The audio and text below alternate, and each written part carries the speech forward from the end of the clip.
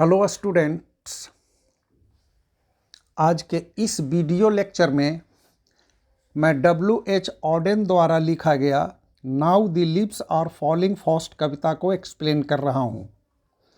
इसके पहले Bharat is my home का समरी यूट्यूब पर अपलोड कर दिया गया है, अच्छे व्यूज मिले हैं।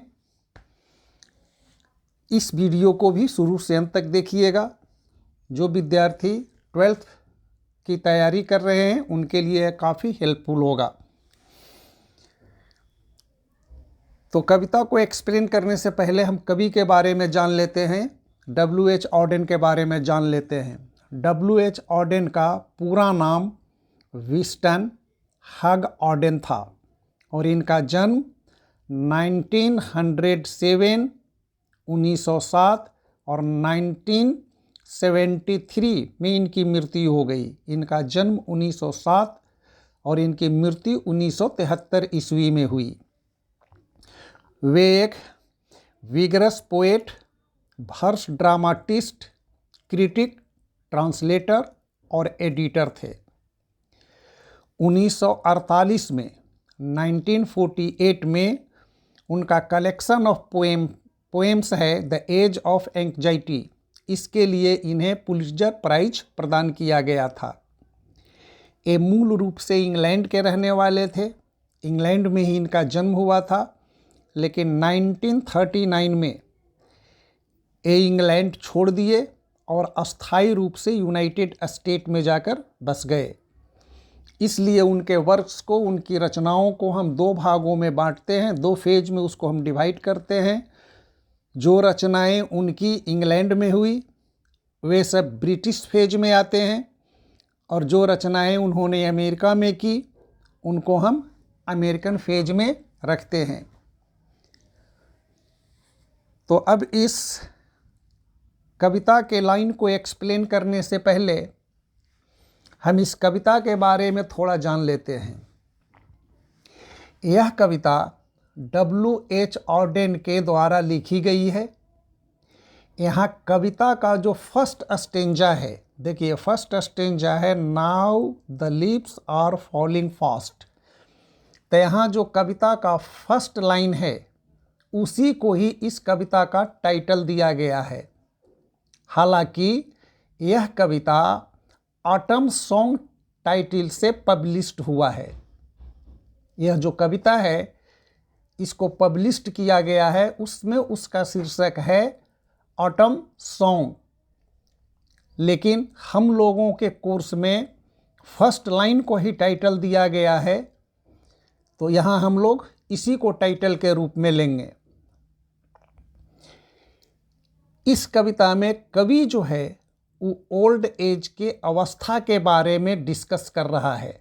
ओल्ड एज में कैसी अवस्था इंसान का हो जाता है उसी का ही वर्णन करता है, और वह कहता है कि ओल्ड एज में मनुष्य कैसे अकेला फील करता है। वह बिल्कुल अकेला हो जाता है, उसके जीवन में डलनेस छा जाता है। तो एटम सीजन में भी कुछ ऐसा ही होता है।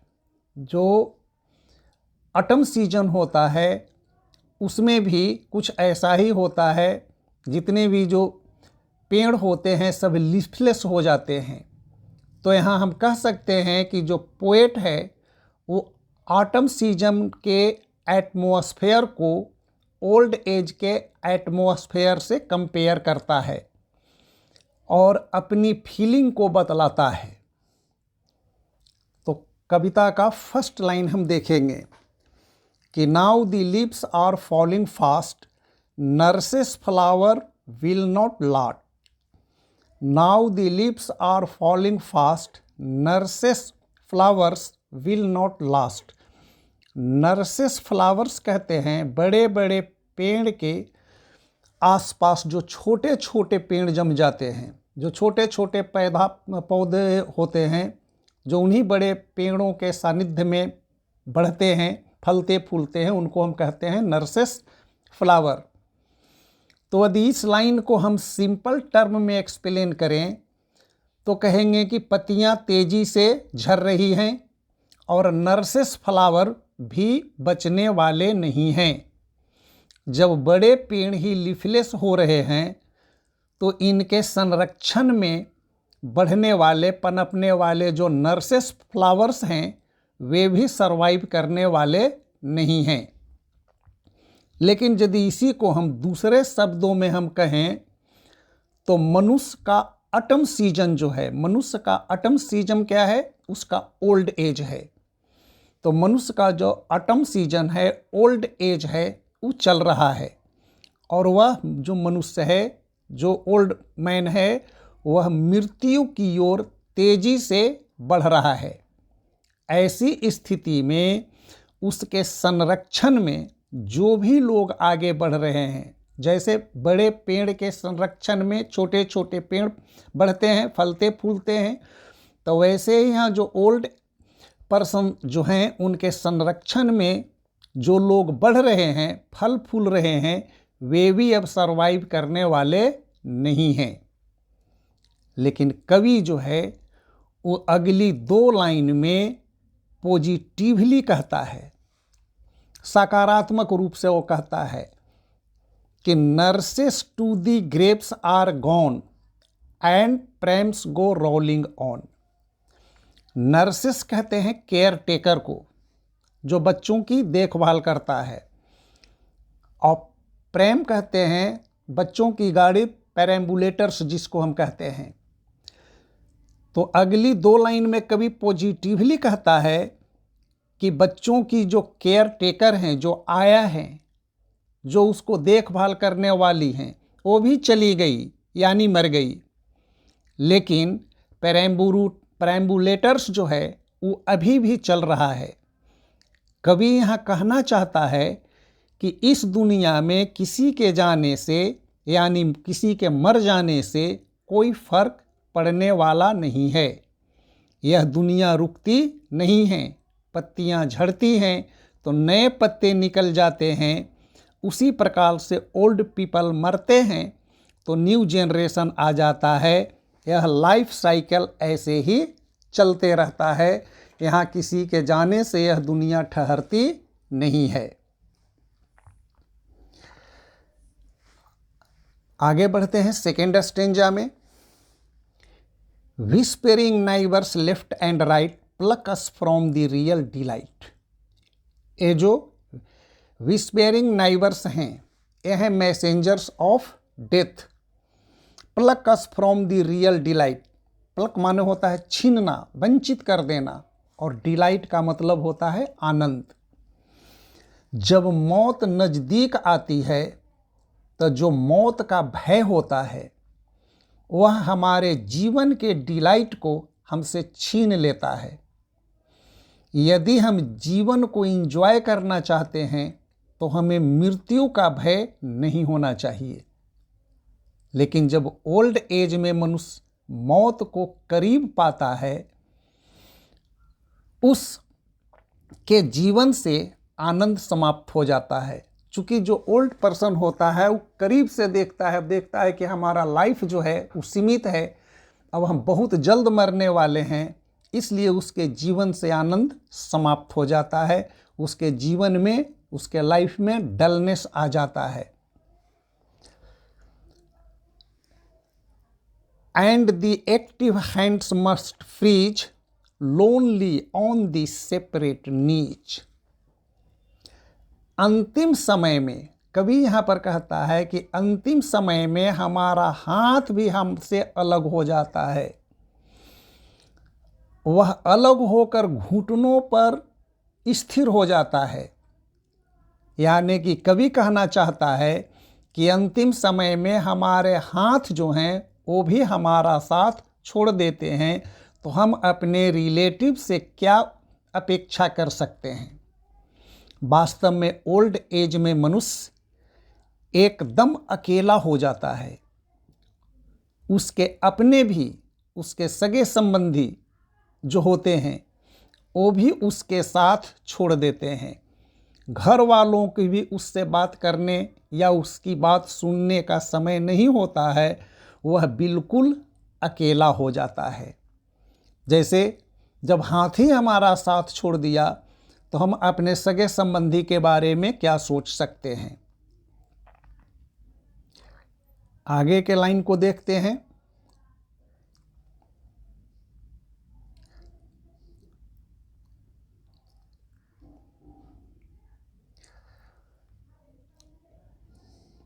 Dead in hundreds at the back, follow wooden in our track. Dead in hundred at the back, follow wooden in our track.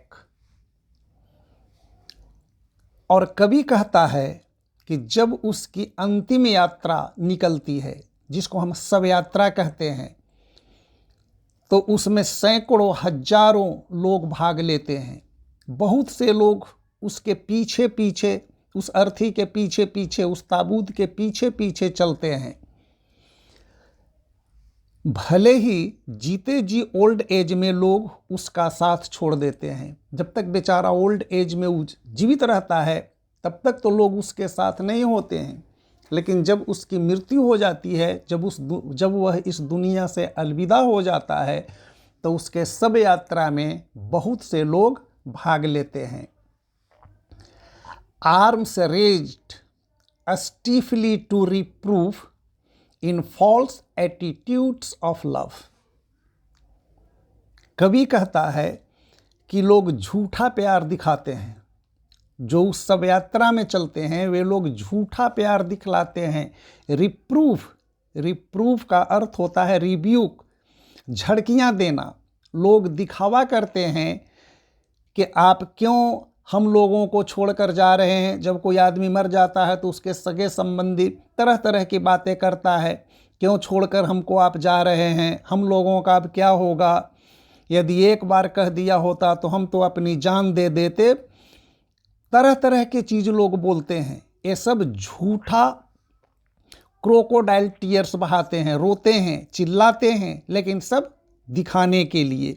हम देखते हैं कि लोग जीते जी उनसे प्यार नहीं करते, पर मरते ही उनके लिए इतना प्यार कहाँ से आ जाता है। ये लोग केवल दिखावा करते हैं और इसके साथ कुछ नहीं होता है। कविता का चौथा स्टेंजा है, starving through the leafless wood, trolls run scolding their food. Starving through the leafless wood, trolls, जो ट्रॉल्स है वो स्कैंडिनेवियन विकेट क्रिएचर्स होते हैं। ट्रॉल्स उसी को यहाँ पर लिखा गया है। तो यहाँ इस स्टेंजा में, इस दो लाइन में कवि कहता है कि कवि ऑटम सीजन की कुछ और बातों को बता रहे हैं कि ऑटम सीजन में एटमॉस्फेयर जो है वो लीफलेस है। जितने भी जो ट्रीज हैं, पेड़ हैं, वे क्या हो जाते हैं, लीफलेस हो जाते हैं। कहीं हरियाली, कहीं ग्रीनरी दिखलाई नहीं पड़ता है। पूरा एटमॉस्फेयर लाइफलेस प्रतीत होता है। और ऑटम सीजन की तुलना ह्यूमन लाइफ से यदि हम करें तो इंसान ओल्ड एज में असहाय हो जाता है।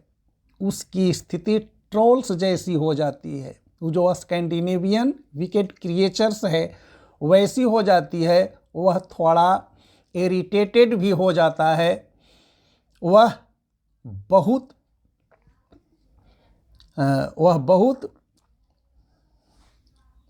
डियर फूड, वह बड़बड़ाते रहता है। बूढ़ा आदमी क्या करता है, बड़बड़ाते रहता है। ट्रॉल जैसा उसकी स्थिति हो जाती है। उनकी अवस्था बिल्कुल पिटिएबल हो जाती है। उनकी अवस्था काफ़ी दयनीय हो जाती है। And the Nightingale is dumb and the angel will not come. और जिस प्रकार ऑटम सीजन में कोई नाइटिंगल का गीत सुनाई नहीं पड़ता, नाइटिंगल का तो गीत सुनाई पड़ता है स्प्रिंग सीजन में। और इस ऋतु में जो ऑटम सीजन है उसको में कोई एंजल, कोई देवदूत की हम आशा भी नहीं कर सकते हैं। ठीक वैसे ही जब ओल्ड एज आता है तो वहाँ कोई मेलोडियस गीत सुनाई नहीं पड़ते हैं। वह जो मेलोडी है वह तो पीछे छूट जाता है, वो तो जवानी में छूट जाती है। इस ओल्ड एज में हमें ऐसी कोई अपेक्षाएं नहीं होती हैं। ओल्ड एज में मनुष्य इन सभी से अलग हो जाता है, इन सभी से वंचित हो जाता है। यह सब तो स्प्रिंग में मिलता है, मतलब युवा अवस्था में मिलता है। ओल्ड एज में युवा अवस्था की सभी खुशियां अपने आप चली जाती हैं। कवि यही इस लाइन में कहना चाहता है। और अंतिम लाइन है, अंतिम स्टेंजा का जो लाइन है वो कहता है cold impossible ahead. Cold, cold यहाँ कहा गया है क्रूर को। कोल्ड का यहाँ अर्थ है क्रूर। इम्पॉसिबल हो गया असंभव। Cold impossible ahead. कवि कहना चाह रहा है कि जब अंतिम समय चल रहा हो तो सामने हमें पहाड़ नजर आता है। कवि कहता है कि जब ओल्ड एज आ जाता है, ओल्ड एज क्या है? जीवन का अंतिम पड़ाव है, तो वहाँ पर हमको सामने पहाड़ दिखता है, पहाड़ नजर आता है। हमारे जीवन में बहुत सी इच्छाएं होती हैं, बहुत सी लालसाएं होती है, बहुत से हमारे उद्देश्य होते हैं। इनमें से कुछ इच्छाएं पूरी होती हैं और कुछ इच्छाएं अधूरी रह जाती है। अब उन इच्छाओं की पूर्ति असंभव लगता है। जो इच्छा, जो लक्ष्य हम बनाए थे और वो पूरा नहीं हुआ तो क्या है? हमको पहाड़ जैसा असंभव दिखलाई पड़ता है। अब उन इच्छाओं की पूर्ति असंभव लगती है। वो जो इच्छाएं हैं वो कोल्ड, निष्ठुर सा प्रतीत होती है। उस पहाड़, सपोज कीजिए कि हम कहीं जा रहे हैं और जा रहे हैं तो देखिए कभी दूसरा लाइन में कहता है कि whose white waterfall could bless travellers in their last distress. तो कभी यहाँ तो कहता है कि जो हमारी इच्छा बाकी रह गई है, जो हमारे डिजायर्स बाकी रह गए हैं, उसकी पूर्ति अब ओल्ड एज में संभव नहीं है। लेकिन वो लवली है। लवली क्यों है? इसलिए कि हमने मन में अनेक डिजायर्स थे, अनेक इच्छाएं हमारी थी, हम उसे प्राप्त करेंगे, प्राप्त करने की इच्छा हमारे पास थी। हम कई लक्ष्य निर्धारित किए थे, कई हमारे गोल्स थे लाइफ में कि हमें उसे प्राप्त करना है, पर सभी लक्ष्यों को प्राप्त करना संभव नहीं है। वे बाकी इच्छाएं ओल्ड एज में हमें कोल्ड दिखती है, इम्पॉसिबल लगती है उन्हें प्राप्त करना। लेकिन वे लवली हैं क्योंकि कभी उन इच्छाओं को पाने के लिए हमने अपना लक्ष्य निर्धारित किया था। कवि कहता है कि भले ही बाकी इच्छाएं प्राप्त करना असंभव है, लेकिन जीवन की यात्रा में हम उसमें नीचे तक भी पहुंच जाते हैं। कहने का मतलब कि इस जीवन की यात्रा में हम कुछ इच्छाएं भी पहुंच लेते हैं। यदि उसके पास तक भी हम पहुंच जाते हैं, जैसे हम कहीं जा रहे हैं, हमको पहाड़ मिल गया, पहाड़ पर हमको चढ़ना है, तो पहाड़ पर तो चढ़ना इस एज में असंभव है। लेकिन यदि उसके हम वाटरफॉल तक पहुंच जाते हैं और उसके झरने को पानी हम पी लेते हैं, उस शीतल जल को यदि हम पी लेते हैं तो हमारी प्यास बुझ जाती है, हमें शांति मिलती है। तो कवि भी यहाँ पर कहना चाहता है कि चाहे हम अपने गोल को नहीं प्राप्त कर पाए, इस बीच जो थोड़ी बहुत हमारी उपलब्धियां हैं, कुछ तो हमारे डिजायर्स थे जो पूरे हो गए, उसी से यदि अपने मन को हम शांत कर लें तो इस दुनिया से हम शांतिपूर्वक अलविदा हो सकते हैं, हम शांतिपूर्वक मृत्यु को प्राप्त कर सकते हैं। तो इस प्रकार हम देखते हैं कि इस कविता में जो कवि है वो ओल्ड एज की अवस्था का वर्णन करता है और इसके साथ साथ वह बतलाता है कि कैसे मनुष्य की इच्छाएं कुछ पूरी होती है और कुछ अधूरी रह जाती हैं, और इसी इच्छाओं में वह खोकर बेचारा अंतिम यात्रा पूरा करता है। तो thank you for watching this video. इस वीडियो को देखिए। फिर मिलते हैं अगले वीडियो के साथ। Thank you.